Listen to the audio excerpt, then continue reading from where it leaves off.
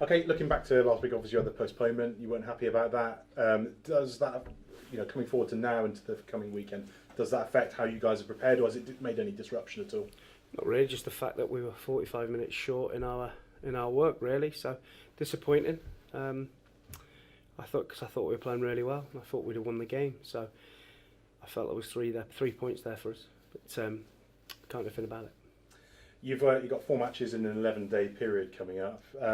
Is the squad fitness overall and numbers where it needs to be to deal with that well? Yeah, we've got everybody's fit and available, so we haven't got a big squad, but we've got to prepare properly. The players know that this time of year they've got to be ultra professional. We can't really have a Christmas in terms of what everybody else does. They have to prepare properly and know that they have a game on Boxing Day. Are you getting them in on Christmas Day? No, they won't be in on Christmas Day. I like to trust the players. Yeah. They'll train on Christmas Eve, and then we'll report to. It's a fine balance between giving them time with their families, and I'm trusting the players to be responsible. Is it a chance as well for some of the players who aren't getting as much game time to get a bit more pitch time during those 11 days? Yeah, they have to be ready. Yeah. It's shown this year when we've had to make changes that some people have done themselves favours, some haven't. Boys came on at Yeovil and did really well for us.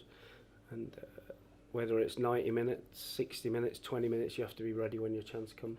Are you happy with the squad depth you've got? I know there are a couple of positions where you want to strengthen, but are you happy otherwise with the squad depth? Yeah, I'm happy in terms of the numbers we've got. We might need to change 1 or 2 things around in January, but the actual number is fine. Well, they're struggling a little bit in the league, but tell us about the threats that Crewe pose to you guys. Always play really good football. They're the youngest team in the league. We're the 3rd youngest. Crewe are 2nd youngest. I think Yeovil are the youngest.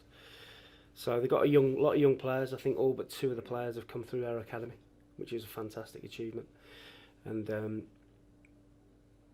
they play really good football. They always have done. And if you catch them on the wrong day, they can make you look silly. But we have to make sure we're right at it. We prepare properly, and we're fully focused on the job. They have also in the last few weeks they've won a couple, but they have also had a few drubbings as well.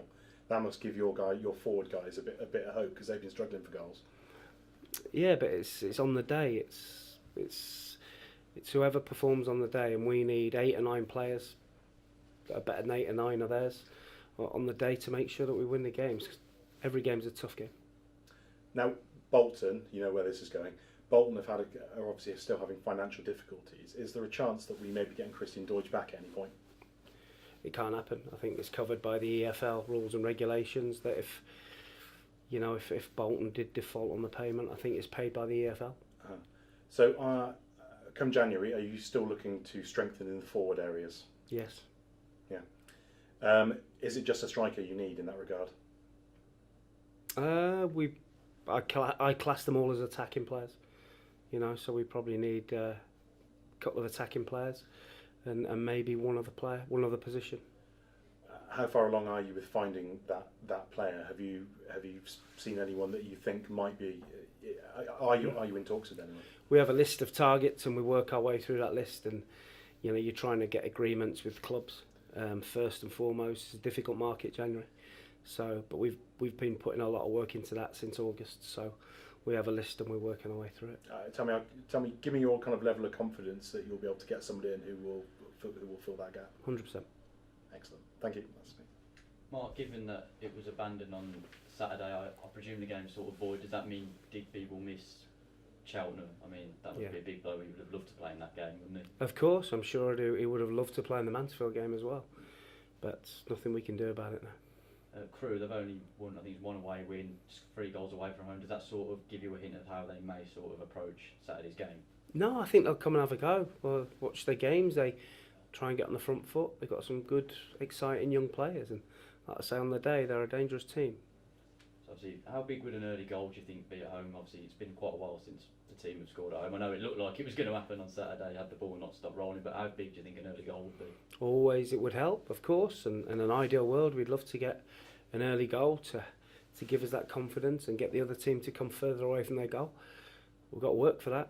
It don't just happen. You've got to work really hard, and it's on the day. We've got to be ready.